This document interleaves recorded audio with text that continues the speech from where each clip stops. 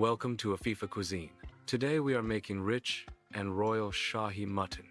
And for this recipe we need 1 kilogram mutton, 1 cup yogurt, 1 tablespoon ginger garlic paste, 1 tablespoon red chili powder, 1/2 tablespoon turmeric, 1 tsp garam masala, 2 large sliced onions, 4 green cardamoms, 1 black cardamom, 1 cinnamon stick, 4 cloves, 1 bay leaf, 1 tsp cumin seeds, 10 cashews, 10 almonds, 1 tablespoon poppy seeds, 1/2 cup milk, and 4 to 5 tablespoon ghee.